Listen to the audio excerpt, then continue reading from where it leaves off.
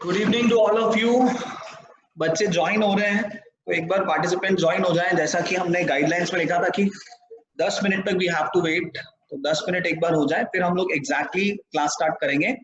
तब तक आप सबको टेक्निकल ट्रायल में चैट यूज करना तो बता ही दिया था, आप लोगों को आता भी होगा। एक बार अपन लोग बात कर लेते हैं। अच्छा, कौन से सिटीज से आप लोग अपनी सिटी लिख करके बताइए प्लीज मुझे चैट बॉक्स में। Everyone write your city. Uday from Churu, क्या बात है। Bhavya, Alwar. Kritika from Ajmer. Prince for Hanumangarh. Yukta from Udaipur Ajmer. Jai Kishan from Kishangarh. Rupam from Bara Rajasthan. Shalini from Bharatpur. Simran from Alwar. Radhika from Bara. Okay, Prakshit from Alwar. Harshit Beawar से। अंशुल अजमेर से।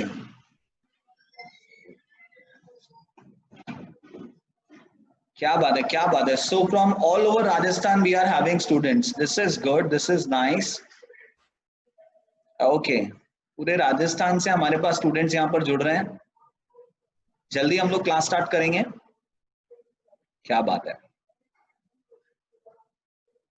हम विकास जांगेड़ और मैं आप लोगों की इकोनॉमिक्स और बिजनेस स्टडीज की क्लासेस लूंगा। I am also the director of CICA।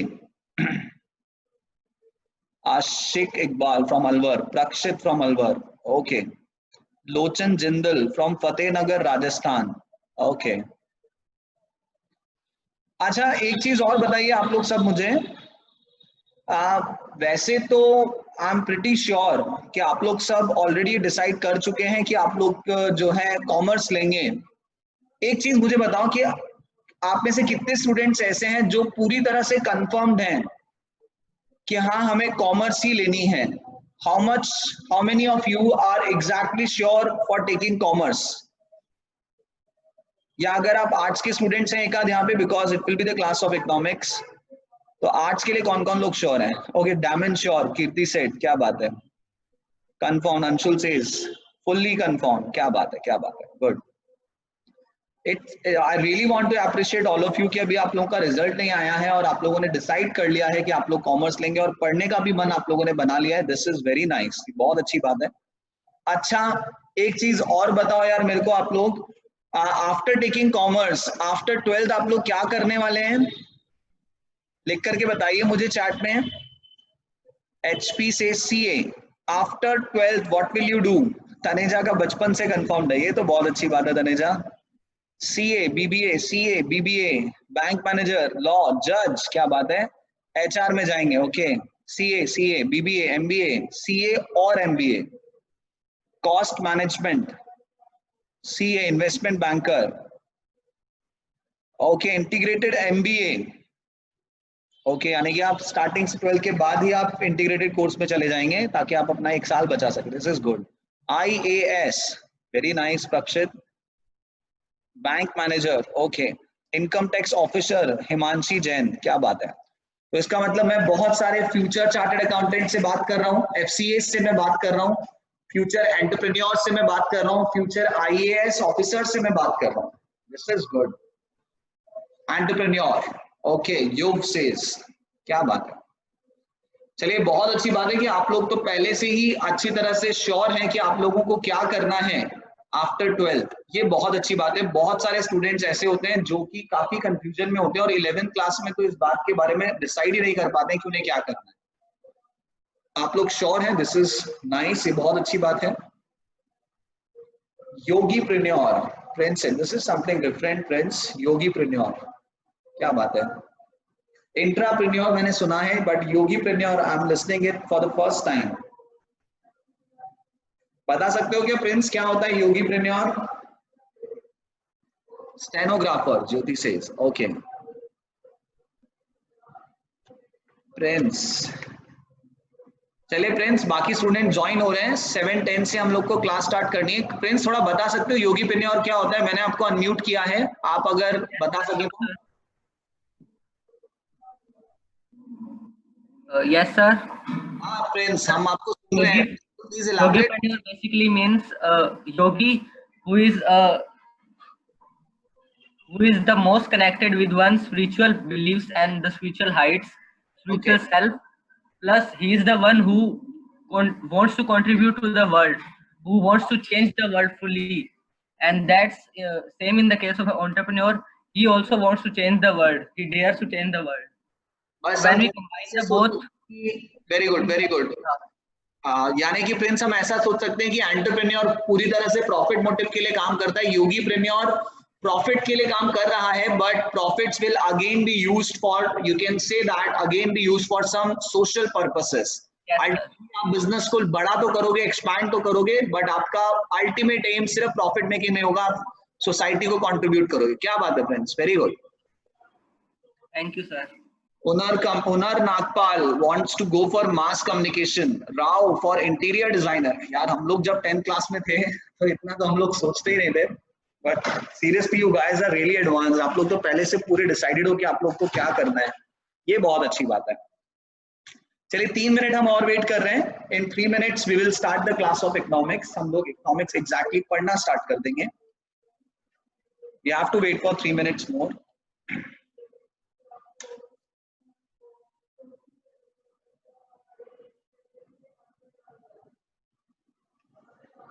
बस 1-2 मिनट में हम स्टार्ट करने वाले हैं क्लासेस।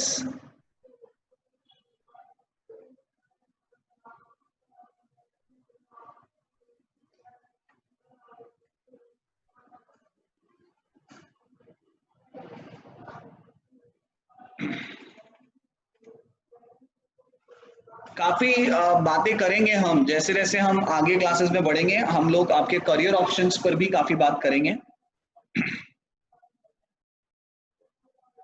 अपेक्षा will go for event management.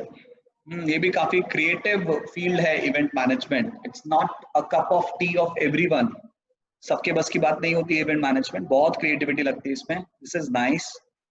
तो अपेक्षा पहले से आप कुछ कर रहे हो इवेंट मैनेजमेंट से रिलेटेड, या बस अभी आपको करना है इवेंट मैनेजमेंट? कैसे ध्यान में आया आपको इवेंट मैनेजमेंट करना है? अपेक्षा मैंने आपको अनम्यूट किया है, आप खुद को अनम्यूट करके जवाब दे सकती हैं। Hello, good evening sir. Good evening अपेक्षा। इवेंट मैनेजमेंट कैसे दिमाग में आया अपेक्षा? Actually, I was so much interested in cooking kind of things, management, creativity, everything kind of things is just moving in my head. So I got, my brother is also in this field, so So you had decided to choose it as your future option. This is very nice. तो फिर तो घर में कोई birthday party या कुछ भी event होता होगा तो डेफिनेटली आप ही मैनेज करते होंगे उसको। yes, my brother is also in this field, so there is something that I can go on and there's some scope.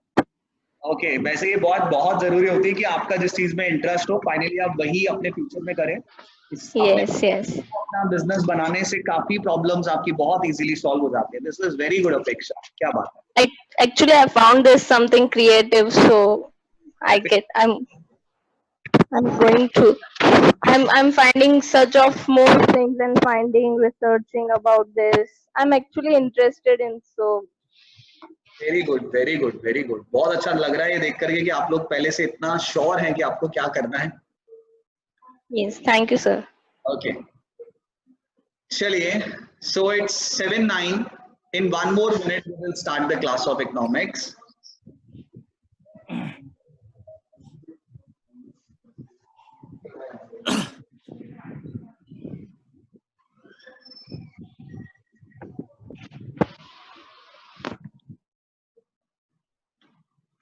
चलिए तो 7:10 हो गए हैं और अब हमें पढ़ना शुरू करना है। Okay so first of all good evening to everyone. और मैं अपने आप को इंट्रोड्यूस कर दूं। Myself Vikas Jangid, I am the director of CISA as well as your economics and business faculty. Okay और मैं आपको इकोनॉमिक्स और बिजनेस पढ़ाने वाला हूं थ्रू आउट द ईयर। और आज हम लोग एग्जैक्टली पढ़ना शुरू कर देंगे और हो सकता है कि हम लोग ना आज एक छोटा सा टेस्ट भी ले लें। टेस्ट के नाम से घबराइएगा मत कि सर क्या पहली क्लास में आप टेस्ट लेने वाले हैं, but just do not afraid about it. जो भी हम लोग पढ़ेंगे उसी से रिलेटेड टेस्ट होगा। इससे मुझे थोड़ा सा ये समझ में आ जाएगा कि आप कितना मेरे साथ क्लास में एंगेज रहे। चलिए मैं स्टार्ट करता हूं। For this I will share my slide show with you. अपने बारे में मैं आपको थोड़ा सा और बता दूं, मैंने बैचलर डिग्री करने के बाद IIM काशीपुर से I am certified in strategic management. I also run a software firm, तो मेरा एक सॉफ्टवेयर फर्म का बिजनेस भी है। तो टीचिंग के अलावा मैं सॉफ्टवेयर का बिजनेस भी करता हूँ। जैसे जैसे हमारा कनेक्शन स्ट्रांग होगा हम और ज्यादा डिटेल में इन सब चीजों में जाएंगे और एक दूसरे को और अच्छे से जानेंगे। खैर, अब हम लोग मुद्दे पर आते हैं। As you know this is the class of economics, और आप में से क्योंकि ज्यादातर स्टूडेंट जो है वो कॉमर्स के हैं, तो पहले जरा सा छोटा सा डिस्कशन ये कर लिया जाए that what exactly commerce means और किस तरह से आज कॉमर्स एक्सपर्ट्स की इंपॉर्टेंस दुनिया में बहुत ज्यादा बढ़ गई है। देखिए, अगर मैं लिटरल मीनिंग पर जाऊं, लिटरल मीनिंग का मतलब शाब्दिक अर्थ पर मैं अगर जाऊं, तो कॉमर्स का मतलब होता है बाइंग एंड सेलिंग, खरीदने और बेचने को हम क्या बोलते हैं? कॉमर्स बोलते हैं। ऑब्वियसली आज के टाइम पर कॉमर्स खरीदने और बेचने से काफी ऊंचा जा चुका है। आज के टाइम पर हम जानते हैं कि बड़े बड़े कॉर्पोरेट हाउसेस जो है वो एग्जिस्ट करते हैं हमारे देश में, लाइक रिलायंस, लाइक टाटा। ये बड़े बड़े कॉर्पोरेट हाउसेस हमारे देश में एग्जिस्ट करते हैं, और ये इतने बड़े कॉर्पोरेट हाउसेस हैं कि इनके बिजनेस को यदि इन्हें ढंग से चलाना है, so for this they must have good commerce experts, अच्छे chartered accountants, company secretaries, MBA holders. इनकी मदद से ही ये अपने इतने बड़े बिजनेस को चला सकते हैं। फेसबुक, मार्क जुकरबर्ग की अगर हम बात करें तो इतना बड़ा ग्लोबल बिजनेस है। फेसबुक के जो यू कैन से नंबर ऑफ मेंबर्स हैं, फेसबुक और इंस्टाग्राम जैसे सोशल मीडिया प्लेटफॉर्म्स के, वो किसी देश की पॉपुलेशन से ज्यादा हो गए हैं। और इनके ऑफिसेज अगर आप देखोगे तो हर देश के हर बड़े शहर में आपको इनका ऑफिस मिल जाएगा जो कि कहीं ना कहीं डील कर रहा है इनके बिजनेस को। इतने बड़े कॉर्पोरेट हाउसेस को बिना कॉमर्स एक्सपर्ट्स की मदद के मैनेज करना पॉसिबल नहीं है। मुकेश अंबानी को नहीं पता कि उदयपुर में जो उसका ऑफिस है उसके अंदर कौन सा मैनेजर बैठता है, but still all those commerce experts are managing these businesses for them. लेकिन वो सारे जो मैनेजर्स हैं, सारे जो सुपरवाइजर्स हैं, सारे जो उनके चार्टर्ड अकाउंटेंट्स हैं, वो सब मिलकर के उनके इतने बड़े कॉर्पोरेट हाउसेस को मैनेज कर रहे हैं। तो आज के इस day by day modernising world में हम इस बात को समझ लें कि कॉमर्स एक्सपर्ट्स की बहुत ज्यादा इंपॉर्टेंस है, ठीक है। And you guys have decided to take commerce, so that's why आप ये मान करके चलिए कि आपका फ्यूचर बहुत ब्राइट होने वाला है और बहुत सारी अपॉर्चुनिटीज आपको कॉमर्स के अंदर आने वाले समय पर मिलने वाली है। एवरीवन, मैं अपना वीडियो ऑफ कर देता हूं अब, ताकि आपका पूरा अटेंशन सिर्फ और सिर्फ स्क्रीन पर रहे, ठीक है। ध्यान देना, देखिए मैं जो आपको सब्जेक्ट पढ़ाने वाला हूं ना, वो सब्जेक्ट है इकोनॉमिक्स। आप सबको ये बात पता होगी कि इकोनॉमिक्स जो है it is one of the most reputed subject of the world. बहुत बात होती है इस सब्जेक्ट के बारे में। अक्सर आप देखेंगे, अगर आप कभी न्यूज चलाएंगे तो न्यूज एंकर जो है वो देश की इकोनॉमी के बारे में बात करते हुए नजर आएंगे। हमारे देश की इकोनॉमी को कैसे बेटर किया जा सकता है, कैसे गिरने से बचाया जा सकता है, इन सब चीजों पर चर्चा करते नजर आते हैं। और जब भी देश मुश्किल में होता है तो देश के इकोनॉमिस्ट जो कि गवर्नमेंट को डे टू डे एडवाइस कर रहे होते हैं, उनकी इंपॉर्टेंस बहुत ज्यादा बढ़ जाती है। तो इकोनॉमिक्स हम लोग पढ़ने वाले हैं। इकोनॉमिक्स में बेसिकली हम पढ़ेंगे क्या? Everyone please focus.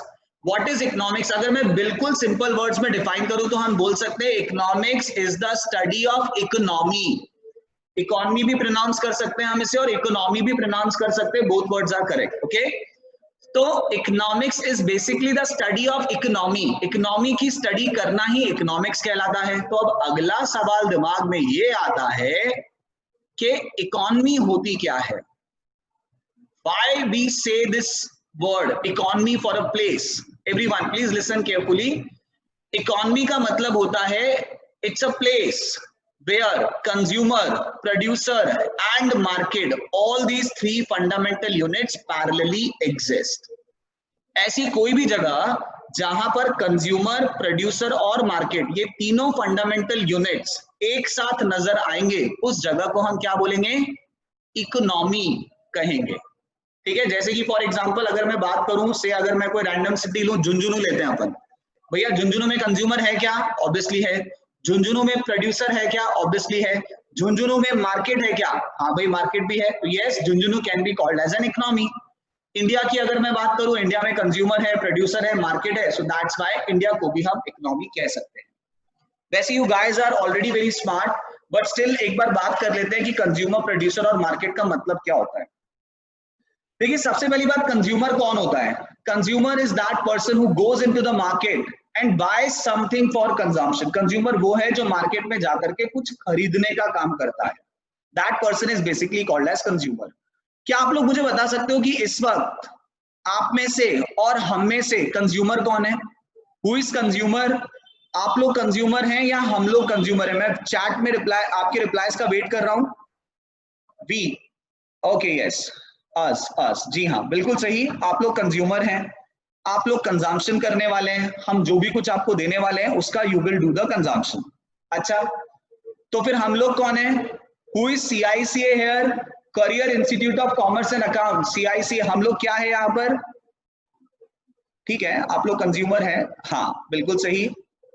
Producer, yes, आप लोग कंज्यूमर हैं और हम लोग प्रोड्यूसर हैं, गिवर, प्रोड्यूसर, हाँ बिल्कुल सही बात है। Okay everyone, now what is market? Everyone please listen. Market हम देख सकते हैं, ये जूम ऐप ने, इस टेक्नोलॉजी ने हमें एक अरेंजमेंट दिया है, जिस अरेंजमेंट के थ्रू हम अपना सामान आपको बेचने की कोशिश कर रहे हैं और आप हो सकता है हमारा सामान खरीदे। तो ये जो अरेंजमेंट है ना, जिसके थ्रू बायर बाय कर सकता है और सेलर सेल कर सकता है, this arrangement is basically called as market. आज से 50 साल पहले अगर कोई मार्केट की डेफिनेशन पढ़ता तो वो डेफिनेटली ये बोलता that market is a place where buyer and seller exist, where buyer buy, seller sells. एक ऐसी जगह जहां पर खरीदने वाला खरीदता है और बेचने वाला बेचता है, ऐसी जगह को मार्केट कहते हैं। लेकिन आज की तारीख में ये डेफिनेशन मॉडिफाई हो चुकी है। आज की तारीख में हम ये नहीं बोलेंगे that market is a place, हम बोलेंगे market is an arrangement where buyer can buy and seller can sell. ऐसी व्यवस्था जो फिजिकली भी एग्जिस्ट कर सकती है और वर्चुअली भी एग्जिस्ट कर सकती है, बट ऐसा अरेंजमेंट जिसके थ्रू खरीदने वाला सामान खरीद सकता है और बेचने वाला सामान बेच सकता है, ऐसी व्यवस्था को, ऐसे अरेंजमेंट को हम क्या बोल सकते हैं? मार्केट बोल सकते हैं। अच्छा, मुझे एक छोटी सी बात बताना, अगर रात को 2 बजे आपका मन करता है कि यार शॉपिंग की जाए, कोई टॉपर खरीदा जाए या कोई जीन्स खरीदी जाए या शूज खरीदे जाए, तो आप खरीद सकते हो कि नहीं खरीद सकते? जस्ट रिप्लाई मी इन येस और नो। अपेक्षा सेज यस, खरीद सकते हो। कैसे खरीदोगे आप? How will you do that? अगर रात को 2 बजे आपका मन करता है कुछ परचेज करने का, how will you do that? Obviously you will go for some portal like Flipkart, you will do online shopping. तो आप देख सकते हो ना कि मार्केट आज की तारीख में कोई ज्योग्राफिकल लोकेशन तो रह नहीं गया है। मार्केट तो वर्चुअली एग्जिस्ट कर सकता है, इलेक्ट्रॉनिकली एग्जिस्ट कर सकता है। और आप देखिए, जब आप Amazon या फ्लिपकार्ट पर जाकर के कुछ ऑर्डर करते हैं तो आपको क्या लगता है, आपका ऑर्डर रिसीव करने के लिए सामने की तरफ कोई ह्यूमन बैठा है? क्या कोई इंसान बैठा है? Obviously not. आर्टिफिशियल इंटेलिजेंस से आपका ऑर्डर प्रोसेस होता है, आपका बिल जनरेट होता है और इवन डिलीवरी के लिए पैकिंग भी आर्टिफिशियल इंटेलिजेंस की मदद से हो जाती है। Getting this point? Okay Rajan, if you are having doubts, हम लोग डाउट सेक्शन जैसे ही करेंगे उसमें मैं आपको माइक दूंगा, तब अपन डिस्कस करेंगे। Everyone please listen once again. So basically आप सबको पता है कि what is the meaning of consumer, what is the meaning of producer, और मार्केट की थोड़ी सी मॉडिफाइड डेफिनेशन हम लोगों ने डिस्कस कर ली है। मुद्दे की बात यह है, जिस जगह पर कंज्यूमर, प्रोड्यूसर और मार्केट तीनों एक साथ एग्जिस्ट करेंगे, उस जगह को हम बोलेंगे that this place is basically as economy. ये जगह इकोनॉमी है और इकोनॉमी के बारे में पढ़ना ही इकोनॉमिक्स कहलाता है। नितिन, अगर आपको वॉइस प्रॉब्लम आ रही है तो हमारे एंड से तो नहीं हो सकती, because we are using Jio fibre और बहुत अच्छी से कनेक्टिविटी है। आप थोड़ा सा नेटवर्क पे जाएं, नहीं भी जा पाते तो कोई बात नहीं, आपको रिकॉर्डेड लेक्चर मिल जाएगा, तो निश्चिंत रहें, टेंशन फ्री रहें। चलिए, तो मैंने अभी तक आपको क्या बताया कि economics is the study of economy, and what is the definition of economy? We can say that economy is a place where consumer, producer and market, all these three units parallelly exist। जहां पर भी ये तीनों units parallelly exist करते हैं, उस जगह को हम क्या कहते हैं? इकोनॉमी कहते हैं। और इकोनॉमी के बारे में पढ़ना ही इकोनॉमिक्स कहलाता है। अच्छा, अब अगली इंपॉर्टेंट बात, ध्यान देना सब जने, स्क्रीन पर ध्यान दीजिएगा। देखिए, जैसे केमिस्ट्री की ब्रांचेस होती है, like organic chemistry, inorganic chemistry, similarly economics की भी ब्रांचेस होती हैं, और इकोनॉमिक्स की बेसिकली दो ब्रांचेस होती हैं। एक ब्रांच है माइक्रो इकोनॉमिक्स और दूसरी ब्रांच है आपकी macro economics. Everyone listen carefully. अच्छा हाँ, कुछ लोगों को पता है पहले से, वेरी गुड। सो इकोनॉमिक्स की भी there are two branches, the micro economics and the macro economics. अब ये माइक्रो इकोनॉमिक्स क्या है और मैक्रो इकोनॉमिक्स क्या है, इस पर भी हमें थोड़ी सी बात करनी पड़ेगी। ध्यान देना, माइक्रो इकोनॉमिक्स का मतलब होता है study of economical units individually. जब हम इकोनॉमिकल यूनिट्स को, इकोनॉमिकल यूनिट्स कौन कौन सी अभी प्रीवियस पढ़ा था हमने, कंज्यूमर है, प्रोड्यूसर है, मार्केट है। जब हम इन इकोनॉमिकल यूनिट्स को अलग अलग इंडिविजुअली स्टडी करते हैं, then this branch of economics is called as microeconomics. Everyone, जिनको भी आंसर्स आते हैं, आप लोगों ने हो सकता है स्कूल में पढ़ना स्टार्ट कर दिया हो, पर just wait for me to complete. एक बार मैं कंप्लीट कर दूं, फिर आप लोग जो है अपनी बातें रखिएगा। Everyone, so what is the definition of microeconomics? Microeconomics का मतलब है जब हम इकोनॉमिकल यूनिट्स को इंडिविजुअली पढ़ते हैं तो ये माइक्रो इकोनॉमिक्स कहलाता है। अब मैं आपको ये भी बता दूं कि इंडिविजुअली पढ़ने का मतलब क्या होता है। इंडिविजुअली पढ़ने का मतलब होता है कि जब हम कंज्यूमर के बारे में स्टडी करते हैं तो हम प्रोड्यूसर और मार्केट को बिल्कुल इग्नोर कर देते हैं और हमारा सारा फोकस किस पे होता है, कंज्यूमर पर होता है। जब हमारा फोकस प्रोड्यूसर पर होता है माइक्रो इकोनॉमिक्स में, तो हम सिर्फ और सिर्फ प्रोड्यूसर की बात करते हैं, हम कंज्यूमर और मार्केट को इग्नोर कर देते हैं। इसी तरह से माइक्रो इकोनॉमिक्स में जब आप मार्केट पढ़ते हो तो आप ये देखते हो मार्केट क्या होता है, कितने टाइप का होता है, मार्केट कैसे काम करता है, what are the market forces and all that. That means you will only focus on the market, आप कंज्यूमर को और प्रोड्यूसर को इग्नोर कर दोगे। सो जब इस तरह से हर फंडामेंटल यूनिट्स को इंडिविजुअली माइक्रो लेवल पर स्टडी किया जाता है, then this branch of economics is basically called as micro economics. इसे हम माइक्रो इकोनॉमिक्स कहते हैं। Okay, at the same time what is macro economics? Macro economics क्या होती है, सब जने ध्यान देना इधर पे। मैक्रो इकोनॉमिक्स है जब हम इन तीनों फंडामेंटल यूनिट्स को अलग अलग नहीं, जब हम इन तीनों फंडामेंटल यूनिट्स को एग्रीगेटिवली स्टडी करते हैं, then this is called as macro economics. एक बार फिर से मैं बता देता हूं, some students have doubt in the definition of micro economics and macro economics, so I'm repeating it once again. Everyone please listen carefully. Micro economics का मतलब होता है जब आप इकोनॉमिकल यूनिट्स को, कंज्यूमर को, प्रोड्यूसर को और मार्केट को अलग अलग पढ़ते हो, इंडिविजुअली स्टडी करते हो, then this is called as micro economics. और मैंने आप लोगों को बताया कि अलग अलग पढ़ने का मतलब क्या है। अलग अलग पढ़ने का मतलब है जब आप कंज्यूमर को पढ़ोगे तो आपका सारा फोकस कंज्यूमर पर होगा, जब आप मार्केट को स्टडी करोगे तो आपका सारा फोकस मार्केट पर होगा, और जब आप प्रोड्यूसर पढ़ोगे माइक्रो इकोनॉमिक्स में तो आप सिर्फ और सिर्फ प्रोड्यूसर के बारे में बात करोगे कि इसे मैक्सिमम प्रॉफिट कैसे हो सकता है, इसके डिफरेंट टाइप ऑफ कॉस्ट कैसे प्रोड्यूसर बियर करता है and all that. That means you will totally focus only on producer. तो जब इस तरह से अलग अलग पढ़ा जाता है तो ये माइक्रो इकोनॉमिक्स कहलाता है। और जब हम इन फंडामेंटल यूनिट्स को एक साथ रख करके कंबाइनली स्टडी करते हैं, then this is called as macro economics. Okay everyone please listen carefully. देखिए मैक्रो इकोनॉमिक्स की जब हम बात करते हैं तो मैक्रो इकोनॉमिक्स में मैंने आपको ये तो बता दिया कि कंबाइनली स्टडी किया जाता है, but we need to take some example. हमें कुछ एग्जांपल लेने की जरूरत है जिससे ये कंसेप्ट और ज्यादा क्लियर हो। अच्छा, tools of both, Anas Ansari, tools of both तो हमें पढ़ने ही हैं माइक्रो इकोनॉमिक्स और मैक्रो इकोनॉमिक्स में। जैसे जैसे चैप्टर्स आगे बढ़ेंगे वैसे वैसे हम इनके टूल्स के बारे में डिटेल में बात करेंगे। Everyone, please focus. So please kindly wait on us. जैसे जैसे हम बढ़ेंगे, you will get the crystal clarity. Everyone, please listen now. Macro economics का मतलब मैंने आपको बताया कंबाइंड स्टडी। अब मैक्रो इकोनॉमिक्स का मैं आपको एक एग्जांपल देता हूँ। आपने ये शब्द जरूर सुना होगा, जीडीपी। क्या फुल फॉर्म होता है जीडीपी का? Can you please right in the chat box what is the full form of GDP? GDP का फुल फॉर्म अभी तक आप में से किसी ने सुना हो तो ज्योति से, gross domestic product. Yes, GDP का फुल फॉर्म है ग्रॉस डोमेस्टिक प्रोडक्ट। ओके, क्या बात है, सबको पता है। हाँ बिल्कुल, और हम लोग आए दिन अखबार में, आए दिन न्यूज चैनल्स पर हम लोग ये जीडीपी वर्ड सुनते ही हैं। Deepali Thakur, GDPs, gross domestic product. Everyone listen. देखिए जीडीपी होता क्या है, किसी भी साल में देश में जितना भी प्रोडक्शन किया जाता है उस प्रोडक्शन की जो मॉनेटरी वैल्यू होती है, this is called as GDP. जैसे कि सपोज जो पिछला साल गया 2019 और 2020, मान लेते हैं इन द ईयर 2019-2020 इंडिया में जितना भी प्रोडक्शन हुआ था उसकी मॉनेटरी वैल्यू थी 10 लाख करोड़ सपोज। तो हम बोलेंगे कि पिछले साल इंडिया का जीडीपी था 10 लाख करोड़।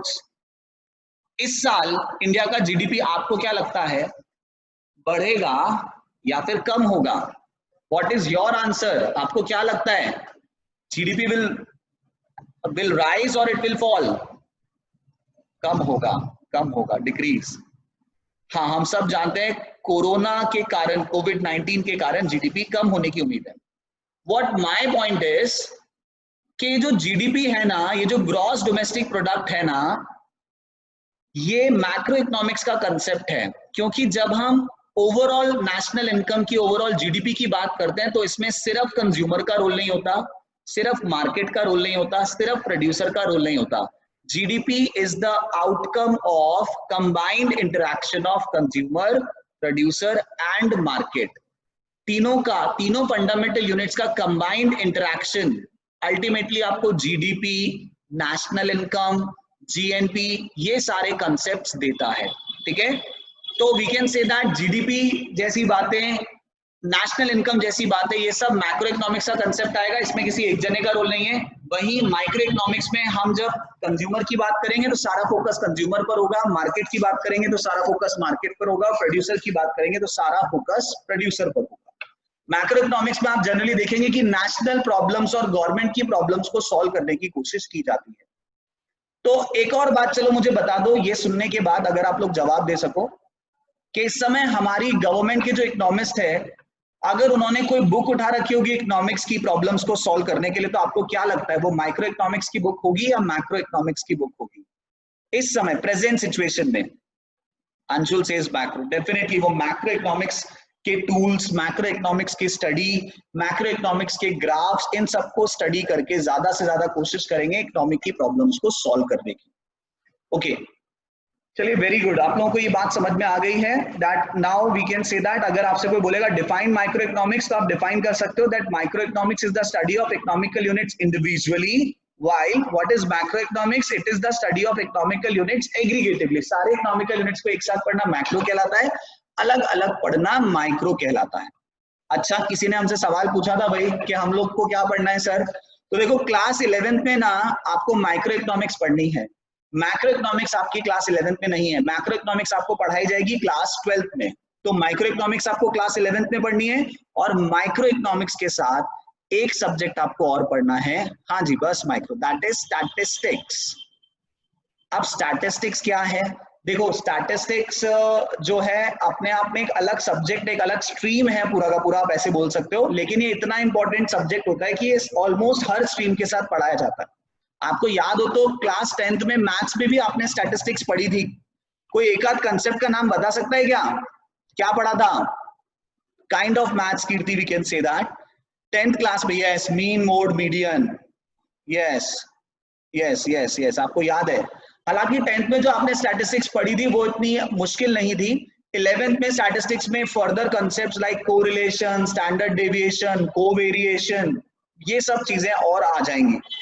ठीक है, तो स्टैटिस्टिक्स अगर आपने मैथ्स ली होती तो आप पढ़ते ही सही, कॉमर्स में भी आप पढ़ रहे हो, इवन आर्ट्स में भी आ जाती है स्टैटिस्टिक्स, इवन बायोलॉजी में भी जब आप आगे बढ़ते हो तो आपको कहीं ना कहीं स्टैटिस्टिक्स को एक बार पढ़नी ही पड़ती है। ठीक है, हम लोग पहले माइक्रो इकोनॉमिक्स से स्टार्ट करेंगे, then we will go for statistics. वैसे तो हम लोग टारगेट करेंगे, अगर आप लोग हमारे साथ पूरे साल भर कंटिन्यू रहते हैं तो हम एटलीस्ट 6 टाइम्स कोर्स कंप्लीट करेंगे और एग्जाम से एक दिन पहले तक आपकी क्लासेस होंगी। मैं आपको एक और बात बता दूं, 11th क्लास की माइक्रो इकोनॉमिक्स बहुत ज्यादा इंपॉर्टेंट है। चाहे आप आगे जाकर के सीए का एग्जाम दो, चाहे आप एमबीए करो, चाहे आप बीबीए करो, चाहे आप सीएस दो, कुछ भी आप आगे जाकर के पढ़ोगे, आपको फाइनली माइक्रो इकोनॉमिक्स के कंसेप्ट्स आएंगे। सो that's why it is very important, बहुत इंपॉर्टेंट है माइक्रो इकोनॉमिक्स, तो इसीलिए आपको बहुत ध्यान से पढ़ना है। आपको अगर याद हो तो 1 साल पहले तक, इवन 2 साल हो चुके हैं, 2 साल पहले तक माइक्रो इकोनॉमिक्स जो है वो क्लास 12th के अंदर थी। क्लास 12th में आपके 2 सब्जेक्ट्स थे, micro economics and macro economics. ठीक है, यश गुप्ता, आपको साउंड प्रॉब्लम आ रही है? हमारी तरफ से तो करेक्ट है, शायद आपके नेटवर्क में कोई इशू हो। ओके, तो पहले तो 12th में थी तो इसलिए बच्चे अपने आप बहुत ध्यान से पढ़ लेते थे, अब 11th क्लास में है तो बच्चों की रिस्पॉन्सिबिलिटी खुद से बढ़ गई है, क्योंकि 11th में बच्चे कई बार कम ध्यान देते हैं। सो दैट्स व्हाई माइक्रो इकोनॉमिक्स पर आपको बहुत फोकस करना है। ओके एवरीवन, चलिए आगे बढ़ते हैं अपन लोग। तो ये बात हमें समझ में आ गई है कि साहब हमें इंपॉर्टेंट दोनों है राजन, हम ये नहीं बोल सकते कि माइक्रो इंपॉर्टेंट है मैक्रो नहीं, दोनों इंपॉर्टेंट है। चलिए एवरीवन प्लीज फोकस, आगे बढ़ रहे हैं अपन। अब ध्यान देना, माइक्रो इकोनॉमिक्स में अब मैं आपको ना एग्जैक्टली सिलेबस पढ़ाने वाला। अब तक मैंने जो जो बातें कर ली है, मैंने आपको इकोनॉमी का मतलब बता दिया है, मैंने आपको ये बता दिया है माइक्रो इकोनॉमिक्स क्या होती है, मैक्रो इकोनॉमिक्स क्या होती है, मैंने आपको ये भी बता दिया है कि 11th क्लास में हम क्या पढ़ने वाले हैं। 11th क्लास में हम लोग माइक्रो इकोनॉमिक्स पढ़ने वाले हैं। दोनों इंपॉर्टेंट है बेटा, अब चैट से ज्यादा स्क्रीन पर आप लोग ध्यान दीजिए, दोनों इंपॉर्टेंट है। माइक्रो इकोनॉमिक्स मैक्रो इकोनॉमिक्स दोनों इंपॉर्टेंट है अपनी अपनी जगह पर। According to solve the problem हम माइक्रो और मैक्रो का इस्तेमाल करते हैं। चलिए, so everyone now please focus on screen. अब आप लोग स्क्रीन पर फोकस करिए। हाँ बेटा, मार्क डिस्ट्रीब्यूशन इक्वल होता है, 40 मार्क्स की माइक्रो होती है, 40 मार्क्स की स्टैटिस्टिक्स होती है। चलो बस बस, अब मैं आगे बढ़ रहा हूँ, अब ध्यान दो, जो मैं आपसे आपका टेस्ट लेने वाला हूँ उसमें ये सब चीजें आने वाली है। तो हम लोग अब माइक्रो इकोनॉमिक्स पढ़ना शुरू कर रहे हैं, और माइक्रो इकोनॉमिक्स में हम सबसे पहले बात करेंगे सबसे important player of the economy की, सबसे इंपॉर्टेंट फंडामेंटल यूनिट की, और वो सबसे इंपॉर्टेंट फंडामेंटल यूनिट है कंज्यूमर। अगर आप एनसीईआरटी उठा के देखोगे तो हम सेकंड चैप्टर में कंज्यूमर के बारे में पढ़ते हैं, यानी कि एनसीईआरटी के हिसाब से हमने पहले सेकंड चैप्टर स्टार्ट किया है। फर्स्ट चैप्टर बहुत ज्यादा थ्योरी है तो उसको हम बाद में लेंगे, पहले हम इंपॉर्टेंट और इंटरेस्टिंग कंसेप्ट वाले चैप्टर को उठाएंगे। ध्यान देना, तो हम लोगों को कंज्यूमर चैप्टर पढ़ना है। एनसीईआरटी में चैप्टर का नाम मिलेगा आपको theory of consumer behaviour, but exactly जो चैप्टर का नाम है, जो आपको रिफ्रेशर्स में अगर आप देखोगे तो it will B consumers equilibrium. ये चैप्टर हमें पढ़ना शुरू करना है। ओके अच्छा, तो कंज्यूमर इक्विलिब्रियम पढ़ेंगे हम। इसके अंदर इस चैप्टर में हम देखेंगे कमोडिटी क्या होती है, कंज्यूमर क्या है, यूटिलिटी क्या है, कार्डिनल ऑर्डिनल अप्रोच क्या होती है, वगैरह वगैरह। चलिए तो स्टार्ट करते हैं हम लोग ये चैप्टर पढ़ना। अब एग्जैक्टली मैं आपके सिलेबस पर आ चुका हूं, और मैं आपको अब डायरेक्टली ये समझा रहा हूं कि क्या चीजें आपको पढ़नी है। और हमने सबसे पहले जो टॉपिक स्टार्ट किया, this topic is consumers equilibrium. ये आपका सेकंड चैप्टर है एनसीईआरटी के हिसाब से। चलिए ध्यान देना, हमें ये तो समझ में आ गया था, आप ही लोगों ने बता दिया था इनिशियली कि कंज्यूमर से आप कंजम्पशन करता है। कंजम्पशन किसका करता है कंज्यूमर? या तो प्रोडक्ट का करता है या फिर सर्विस का करता है। सब जने ध्यान दीजिए जरा। We all know that what is product? This is a product. Anything which is physical, which is tangible, जो नजर आती है, जिसे हम छू सकते हैं, that is called as product. जबकि जिसे हम छू नहीं सकते, जिसे हम सिर्फ महसूस कर सकते हैं, फील कर सकते हैं, intangible चीजें, उन्हें हम कहते हैं सर्विस। तो ये मोबाइल एक प्रोडक्ट है, लैपटॉप एक प्रोडक्ट है, फैन एक प्रोडक्ट है, टेबल एक प्रोडक्ट है, और मैं आपको पढ़ा रहा हूं ये क्या है, इट्स अ प्रोडक्ट और a service. Reply me fast, product है या सर्विस है? मैं आपको पढ़ा रहा हूं इट्स अ प्रोडक्ट और it's a service. It's a service. Okay अच्छा, आप हॉल में, सिनेमा हॉल में मूवी देखने के लिए जाते हैं, सो मूवीज आर अ प्रोडक्ट और अ सर्विस? मूवीज को क्या बोलोगे आप? इट्स अ प्रोडक्ट और it's a service? It's again a service, it's entertainment, entertainment is a service. हाँ जरूर, अगर आप डीवीडी खरीद के ला रहे हो तो आप बोल सकते हो डीवीडी प्रोडक्ट है, बट जो मूवी है, जो एक्टर्स आपको दे रहे हैं, इट्स अ सर्विस। डॉक्टर आपको जो दे रहे हैं, it's a service. Good good good. Economics में हम प्रोडक्ट और सर्विस दोनों के लिए एक कॉमन टर्म यूज करते हैं, and this common term is commodity. यानी कि हम आप अलग अलग ये नहीं बोलेंगे इकोनॉमिक्स में कि कंज्यूमर प्रोडक्ट का कंजम्पशन करता है या कंज्यूमर सर्विस का कंजम्पशन करता है। हम कॉमनली क्या बोलेंगे? Commonly we will say that consumer consumes commodity. Consumer किसका कंजम्पशन करता है? कमोडिटी का कंजम्पशन करता है। ठीक है, सवाल ये है कि कंज्यूमर आखिरकार किसी भी कमोडिटी का कंजम्पशन करता क्यों है? Why consumer consumes commodity? ध्यान देना, the basic reason behind the consumption of commodity is satisfaction. It's not सब कुछ। कई बार लोगों को लगता है कि प्राइस को देख करके कंजम्पशन किया जाता है, प्राइस सेकेंडरी है भाई। बेसिक रीजन किसी भी कंजम्पशन के पीछे होता है सेटिस्फैक्शन। अगर आपको कमोडिटी का कंजम्पशन करने से सेटिस्फैक्शन मिलेगा तो आप कंजम्पशन करोगे उस कमोडिटी का। अगर सेटिस्फैक्शन नहीं मिलेगा ना तो नहीं करने वाले, फिर भले ही वो चीज फ्री में क्यों ना मिल रही हो। फॉर एग्जाम्पल अभी हम आपको ये जो ऑनलाइन डेमो दे रहे हैं, ऑब्वियसली ये जो डेमोस्ट्रेशन है ये तो फ्री ऑफ कॉस्ट है, इसका तो हम आपसे कोई पैसा नहीं ले रहे, लेकिन स्टिल अगर आज मेरा पढ़ाया हुआ आपको समझ में नहीं आता है तो क्या कल आप लोग पढ़ने के लिए आएंगे? ऑब्वियसली आप नहीं आने वाले। रीजन, क्योंकि आपको सेटिस्फैक्शन नहीं मिला, और अगर सेटिस्फैक्शन मिलता है तो आप पढ़ने भी आएंगे, हो सकता है आप हमारे कोचिंग में एडमिशन भी ले। What the basic thing is, behind every consumption, the primary reason is satisfaction. Primary reason satisfaction होता है। Satisfaction मिल रहा है तो consumer consumption करेगा, भले उसको पैसा क्यों ना देना पड़े। Satisfaction नहीं मिल रहा है तो consumer उसका consumption नहीं करने वाला, भले ही वो चीज फ्री में क्यों ना मिल रही हो। Getting this point? Okay, everyone listen. इसी satisfaction को economics में technically कहा जाता है utility. Satisfaction in economics is called as utility. तो अगर कोई चीज आपको सेटिस्फाई कर सकती है तो हम बोलेंगे उसकी आपके लिए यूटिलिटी है, ठीक है। और अगर यूटिलिटी है तो आप उस कमोडिटी का कंजम्पशन करेंगे, अगर यूटिलिटी नहीं है तो आप कमोडिटी का कंजम्पशन नहीं करेंगे। एवरीवन, अगेन आप लोगों से जवाब चाहूंगा मैं, सुनिएगा ध्यान से। देखिए, स्टार्टिंग में जब ये यूटिलिटी का कंसेप्ट आया ना इकोनॉमिक्स में, तो कुछ इकोनॉमिस्टों ने कहा कि यूटिलिटी का मतलब तो ना प्लेजर होता है। क्या होता है यूटिलिटी का मतलब? प्लेजर। इट मींस दैट कुछ इकोनॉमिस्टों ने ये कहने की कोशिश की कि जो कमोडिटी आपको प्लेजर देती है, यानी कि जिस कमोडिटी का कंजम्पशन करने से आपको प्लेजर मिलता है, प्लेजर का मतलब समझते हो ना क्या होता है? अच्छा अच्छा लगना, जैसे गुलाब जामुन खाने पर लगता है, ठीक है, मूवी देखने पर अच्छा अच्छा फील होता है, that is called as pleasure. तो कुछ इकोनॉमिस्टों ने ये कहा कि जिन चीजों का कंजम्पशन करने से प्लेजर मिलता है उसकी हमारे लिए यूटिलिटी होती है, जिन चीजों का कंजम्पशन करने से प्लेजर नहीं मिलता उनकी हमारे लिए कोई यूटिलिटी नहीं होती। दैट मींस इनिशियल इकोनॉमिस्टों ने, खुश होना, हाँ बिल्कुल सही, इनिशियल इकोनॉमिस्टों ने कहा utility and pleasure both are same thing. क्या आप इस बात से सहमत हैं कि यूटिलिटी और प्लेजर एक ही चीज है? व्हाट विल यू से, यस और नो? क्या बात है, बहुत सारे लोग कह रहे हैं, बहुत सारे लोग कह रहे हैं यस। क्या बात है, नो सहमत, क्या बात है, क्या बात है, ठीक है। अच्छा, मैं आप लोगों से थोड़ा सा जवाब चाहूंगा, प्लीज रेज योर हैंड। आप में से जो भी जवाब देना चाहे कि आपने नो क्यों कहा है, प्लीज रेज योर हैंड। आप अपना हाथ खड़ा करिए, I will give you the mic. Okay, Apeksha Anas ने भी हाथ खड़ा किया है, और कोई भाई आप आगे आकर के बोल सकते हैं, कोई प्रॉब्लम नहीं, आपने जो भी आंसर दिया है वो। चलिए हुनर से बात करते हैं एक बार। हुनर, मैंने आपको अनम्यूट कर दिया है, आप प्लीज अपने आप को अनम्यूट करके बताओ आपने नो क्यों कहा? The satisfaction is actually what we need, we are getting it, and pleasure is what means we don't need it but we want it, like it makes us happy.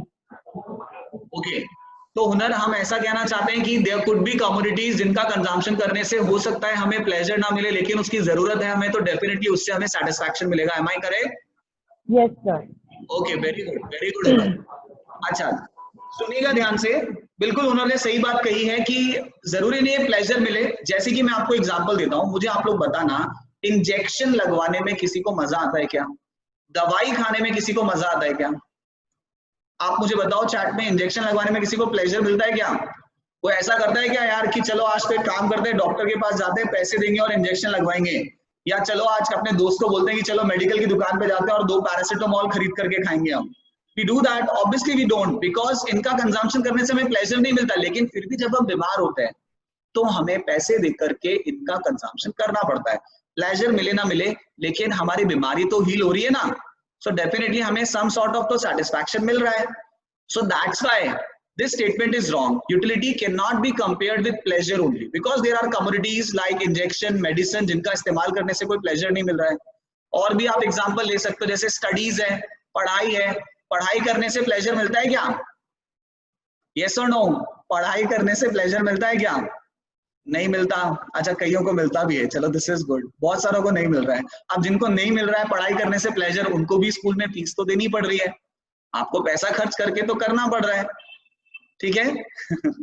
Yes वाले कौन है ये लोग? Okay, what my point is कि definitely हम जब consumption करते हैं स्टडीज, अच्छा क्या स्टडीज वाले बात को तो भूल जाए, तो मैंने यूबर में बोला था, एग्जाम में आ जाए तो प्लीज इसे मत लिखना, बट इंजेक्शन मेडिसिन से हमें ये बात अच्छी तरह समझ में आ गई है कि इन कमोडिटीज का कंजम्पशन करने से प्लेजर नहीं मिल रहा है, बट स्टिल क्योंकि ये हमारी बीमारी को ठीक कर रहे हैं, that's why we are getting satisfaction and we will definitely consume the commodities. तो यूटिलिटी और प्लेजर एक नहीं है, दिस स्टेटमेंट इज रॉन्ग। अच्छा, कुछ इकोनॉमिस्टों ने बोला कि यूटिलिटी और वेलफेयर एक ही होता है, जो चीज आपका भला कर सकती है उसकी आपके लिए यूटिलिटी है, जो चीज आपका भला नहीं कर सकती उसकी आपके लिए कोई यूटिलिटी नहीं है।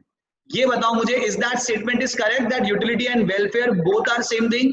यस और no? What will you say? Jyoti says wrong, Naman says no.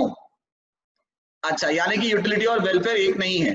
अच्छा, आप में से कौन मुझे माइक पर समझा सकता है ये बात? Please raise your hand. कौन समझा सकता है? सोनू समझा सकते हैं, अभिषेक समझा सकते हैं, चलो ओके। किससे बात करें? सोनू से बात करते हैं। हाँ सोनू, मैं आपको अनम्यूट कर रहा हूं। हाँ सोनू बताओ, utility and welfare both are not same thing, why? Sonu मैंने अनम्यूट कर दिया है आपको, आपको खुद को अनम्यूट करना पड़ेगा नीचे जाकर के, फिर आप हमसे बात कर पाएंगे।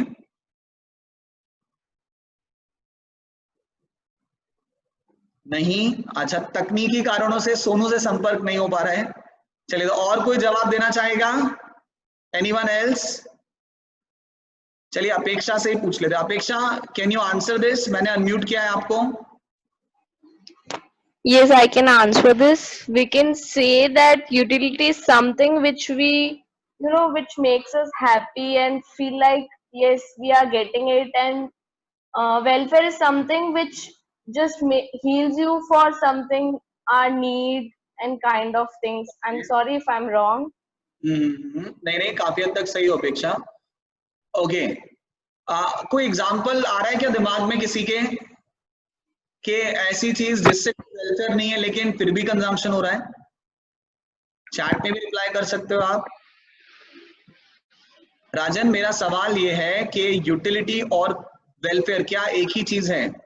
जंक फूड, क्लियर एग्जाम्पल हम दे सकते हैं। चलिए मैं ही आपको बताता हूं, आप लोगों के दिमाग में डेफिनेटली आना तो चाहिए था, बट स्टिल इट्स ओके। आप लोग देख सकते हैं कि अल्कोहल बिक रहा है, ये बिल्कुल सही, नितिन की तरफ से जवाब आया, हुनर की तरफ से जवाब आया, अब सही पकड़े हैं आप लोग। अल्कोहल, सिगरेट, इन चीजों का कंजम्पशन करने से कोई वेलफेयर नहीं है, लेकिन फिर भी जब सरकार को डिसीजन लेना था कि सबसे पहले कौन सी दुकानें खोली जाएं इकोनॉमी को चलाने के लिए, तो सरकार ने कहा अल्कोहल, वाइन शॉप्स खोल दो, क्योंकि सरकार को पता है भले ही वेलफेयर नहीं है लेकिन लोगों को इनका कंजम्पशन करने से बहुत सेटिस्फैक्शन मिलता है, और जब सेटिस्फैक्शन मिलता है तो लोग कंजम्पशन करते हैं और हैवी कंजम्पशन करते हैं।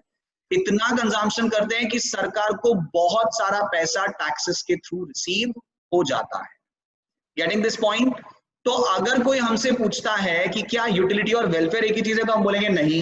There are many commodities like alcohol, like cigarette, like weed, ये सब चीजों का कंजम्पशन करने से कोई वेलफेयर नहीं है, लेकिन फिर भी लोग इनका कंजम्पशन करते हैं क्योंकि उन्हें सम सॉर्ट ऑफ क्या मिल रहा है? सैटिस्फैक्शन मिल रहा है।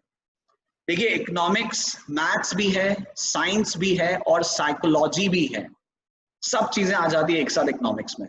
चलिए अब मैं आगे बात करता हूं आपसे। तो हमें ये बात समझ में आ गई कि कंज्यूमर किसी भी कमोडिटी का कंजम्पशन सेटिस्फैक्शन के लिए करता है। अगला मेरा सीधा सा सवाल ये है कि यार अगर हम कंजम्पशन करने जाएंगे किसी सेटिस्फैक्शन के लिए तो हम कितना कंजम्पशन करेंगे? ओके भूमि, मैं एक टॉपिक और थोड़ा सा कर दूं, फिर मैं एक बार हल्का सा रिवाइज कराऊंगा। Everyone please listen. जैसे कि मैं बिल्कुल सरल शब्दों में कहूं तो मान लो आप किसी शादी में जाते हो, शादी में जाकर के आप देखते हो कि गुलाब जामुन का काउंटर लगा है और आपको गुलाब जामुन खाने का बहुत मन है, बढ़िया देसी घी का गर्मा गर्म गुलाब जामुन है, आप काउंटर तक जाते हो, आपको कंजम्पशन करने से सेटिस्फैक्शन मिलेगा। आप कितने गुलाब जामुन खा लोगे? क्या एक खा के रुक जाओगे? अगर आपका गुलाब जामुन खाने का बहुत मन है और शादी में हम गुलाब जामुन खा रहे हैं, क्या एक ही खाएंगे हम? ईमानदारी से आंसर करना। एज पर नीड, अपेक्षा से डिपेंड करता है कंडीशन है ना सामने। शादी में गुलाब जामुन मिल रहा है, बहुत बढ़िया गुलाब जामुन है, टेस्टी, मन भी है आपका, ऑब्वियसली एक तो नहीं खाएंगे, हम एक से ज्यादा खा जाएंगे। कब तक खाएंगे? In simple words we can say that जब तक कि हमारा मन नहीं भर जाता। दैट मीन जब तक हमारा सेटिस्फैक्शन मैक्सिमम पर नहीं आ जाता तब तक हम कंजम्पशन करेंगे गुलाब जामुन का, जब वो फ्री में मिल रहा होगा। किसी के लिए 4 हो सकता है वो लेवल, किसी के लिए 5 हो सकता है। अच्छा, लेकिन वही गुलाब जामुन सपोज आपको किसी रेस्टोरेंट में खाना है, आप वेटर को बुलाते हैं, भैया गुलाब जामुन ला दो। आपको वेटर बताता है कि एक गुलाब जामुन का प्राइस है 500 रुपए, 500 रुपीज फॉर 1 पीस। आप कितने खाओगे साहब? ईमानदारी से, ईमानदारी से, जो भी पहला जवाब दिमाग में आए। 0, yes 0। What I want to tell you is that जब कंज्यूमर को फ्री में कंजम्पशन करने को मिलता है तो कंज्यूमर के कंजम्पशन करने का तरीका अलग होता है। जब पैसे पे करने पड़ते हैं तो कंज्यूमर का सोचने का तरीका पूरी तरह से बदल जाता है। हम इसी बात की मैथ्स में जाएंगे, हम देखेंगे कि इस चैप्टर में कैसे हमें ये समझ में आएगा कि कैसे प्राइस आने से कंज्यूमर का equilibrium level, everyone now I am introducing the word equilibrium. सुनना फिर से, जब कंज्यूमर अपने आप को बेस्ट सेटिस्फाइड फील करता है तब हम बोलते हैं कि हमारा कंज्यूमर इक्विलिब्रियम में आ गया है कंजम्पशन करते करते। तो जब कंज्यूमर फ्री में कंजम्पशन करता है तब कंज्यूमर का इक्विलिब्रियम बिल्कुल अलग तरह से काम करता है, अलग तरह से उसे अचीव होता है। और जब कंज्यूमर को पैसा देकर के कंजम्पशन करना पड़ता है तब कंज्यूमर का इक्विलिब्रियम बिल्कुल अलग तरह से काम करता है। Getting this point? So what I want to tell you is that कि इन दिस चैप्टर हम इसी बात को समझेंगे, कंज्यूमर की इसी साइकोलॉजी को हम एनालाइज करेंगे ग्राफिकली, मैथमेटिकली, कि कंज्यूमर मैक्सिमम सेटिस्फैक्शन किस तरह से अचीव करता है, इक्विलिब्रियम कैसे अचीव करता है। मैं एक बार फिर से बता रहा हूं आपको, हमें ये समझ में आ चुका है कि कंज्यूमर कमोडिटी का कंजम्पशन सेटिस्फैक्शन के लिए कर रहा है। सेटिस्फैक्शन को यूटिलिटी बोलते हैं। यूटिलिटी सिर्फ प्लेजर नहीं है, यूटिलिटी सिर्फ वेलफेयर नहीं है, यूटिलिटी तो सेटिस्फैक्शन है। ये बात हमें समझ में आ चुकी है। मैंने फिर आप लोगों से ये बात करना शुरू किया कि अगर आपको कंजम्पशन फ्री में करने को मिल रहा है तो आप कब तक कंजम्पशन करोगे। तो हमने देखा जब गुलाब जामुन फ्री में मिल रहा था तो हम मन भर के खा रहे थे, ठीक है ना। 2 हो सकता है, किसी के लिए 3 हो सकता है, वो किसी के लिए 4 हो सकता है। लेकिन जब आपको वही गुलाब जामुन पैसे देकर के कंज्यूम करना था तो आपका सोचने का तरीका बदल गया। सुनना ध्यान से, कंज्यूमर जब भी कंजम्पशन करेगा, चाहे फ्री में चाहे पैसे देकर के, वो कोशिश करेगा कि उसका सेटिस्फैक्शन मैक्सिमम लेवल तक जाए। जब भी कंज्यूमर कंजम्पशन करेगा तो वो कोशिश करेगा कि उसका सेटिस्फैक्शन मैक्सिमम लेवल पर जाए। जब सेटिस्फैक्शन मैक्सिमम होता है, at that time we say that now consumer is in equilibrium. When satisfaction level of consumer gets maximized, at that time we say consumer is in equilibrium. और ये equilibrium free में consumption करने के दौरान अलग तरह से अचीव होता है और पैसे देकर के कंजम्पशन करने के दौरान अलग तरह से होता है। बताया ना बेटा, इक्विलिब्रियम का मतलब क्या है यहाँ पर? कंज्यूमर इक्विलिब्रियम का मतलब है जब कंज्यूमर का सेटिस्फैक्शन मैक्सिमम हो जाएगा तब हम बोलेंगे कि कंज्यूमर इक्विलिब्रियम में आ गया है। फ्री में आप गुलाब जामुन खा रहे हो और सपोज 5 गुलाब जामुन खाने के बाद आपको ऐसा लगता है कि यार मैंने मैक्सिमम सेटिस्फैक्शन अचीव कर लिया है, so we will say that here you had achieved equilibrium at 5th level of consumption. और जब पैसे देकर के कंजम्पशन करना है और 500 रुपए का एक गुलाब जामुन है और आप खा ही नहीं पा रहे हो, मन है खाने का लेकिन जेब इजाजत नहीं दे रही है, दैट टाइम वी से कि यार यहाँ पर कंज्यूमर इक्विलिब्रियम में नहीं आ पाएगा। Definitely equilibrium is not constant, it is different for every person, it is different as per the income level, but conceptually it will be same. इसके बारे में हम आगे बात करेंगे, आगे के जैसे जैसे चैप्टर आगे बढ़ेगा वैसे वैसे हम इसके बारे में बात करेंगे। एवरीवन, इकोनॉमी क्या है सबको क्लियर है? अब इकोनॉमी की स्टडी इकोनॉमिक्स है। इकोनॉमिक्स की 2 ब्रांचेस है, micro economics, macro economics. Micro economics is the study of economical units individually, while the macroeconomics is the study of economical units aggregatively. In class 11th you have to study microeconomics and we had started the first chapter, that is consumer equilibrium. And in this chapter initially we understood कि हम किसका consumption करते हैं, या तो product का या फिर सर्विस का। प्रोडक्ट और सर्विस दोनों को कंबाइनली कमोडिटी कहा जाता है। कमोडिटी का कंजम्पशन किसके लिए हो रहा है? सेटिस्फैक्शन के लिए हो रहा है। और सेटिस्फैक्शन को हम टेक्निकली क्या बोलते हैं? यूटिलिटी बोलते हैं। ओके, चलिए। अच्छा, मुझे एक बार परसेंटेज में रिप्लाई करके बता दो कितना परसेंटेज आप लोगों को समझ में आ गया। लाइक यू कैन से 100%, 90%, जो भी मैंने अभी तक बताया, कितना परसेंटेज आपको समझ में आ चुका है? 99, 100, 75, 100, 80, 90, 100, 90, 100, वॉइस प्रॉब्लम 90, 90, 85. चलिए ओके 90%, 95. ओके चलिए, तो मोस्ट ऑफ द को सारी बातें समझ में आ गई हैं. अगर किसी ने आई थिंक स्टार्टिंग से क्लास ज्वाइन करी होंगी तो जो भी चीजें मैंने डिफाइन करी आपको बिल्कुल एग्जैक्टली क्लियर हो गया होगा कि चीजें क्या है. अच्छा, अब now it's time to give test. ध्यान देना, अमृता ने मुझे मार्क्स दिए, ऐसा लग रहा है कि 46% समझ में आया है. ओके अमृता, आई थिंक आप स्टार्टिंग से हमारे साथ नहीं थे, इसीलिए थोड़ी प्रॉब्लम आपको रही होगी. रिकॉर्डेड लेक्चर आप लोग टेक्निकल टीम से मांगना तो आपको और अच्छे से क्लियर हो जाएगा. चलिए ध्यान देना सब जने, मैं अब आपके साथ एक टेस्ट लिंक शेयर कर रहा हूं, उस पर जाकर के आपको टेस्ट देना है. एक बात आप लोग अच्छी से सुन लो कि participation is something that is very important, because when you participate you always have a second chance to prove yourself. लेकिन जब आप पार्टिसिपेट करना बंद कर देते हो तो फिर you will be declared as failure. तो आप लोग ये मत सोचना कि यार आज तो पहली क्लास थी आज, या किसी ने लेट ज्वाइन किया था तो हम लोग टेस्ट ना दें. Just try your best to appear for this test. सब जने देखना कैसे आप लोगों को टेस्ट देना है. एवरीवन चैट बॉक्स में सब ध्यान देना, आपको लिंक मैंने दिया है, इस लिंक पर क्लिक करिए और क्लिक करके आप लोग टेस्ट पे जाएंगे, टेस्ट दीजिएगा. उसमें आपको सेंटर का ऑप्शन मिलेगा, उसमें तलवंडी स्टेशन गुमानपुरा कुछ भी डाल देना, बस अपनी सिटी लिख दीजिएगा. अटेंडेंस लिंक में दूंगा बेटा, पहले आप एक बार टेस्ट दे दो. We have time for taking attendance. Everyone, मैंने आपको लिंक शेयर किया है, go to the link and give test. आज जो भी कुछ हमने पढ़ा है इसके बेसिस पर यू कैन गिव टेस्ट. वैसे मुश्किल क्वेश्चंस नहीं है, आप कर सकते हो आसानी से. और टेस्ट देने के बाद व्यू स्कोर करके क्या आपका स्कोर रहा मुझे वापस आकर के बताना.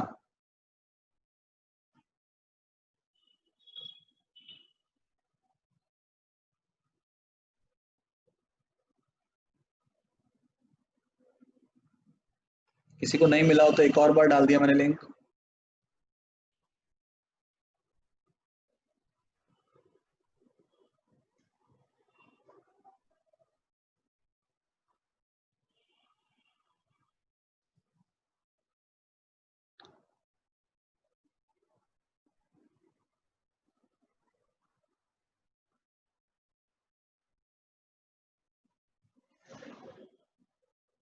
टेस्ट देने के बाद just come back here and tell me your marks.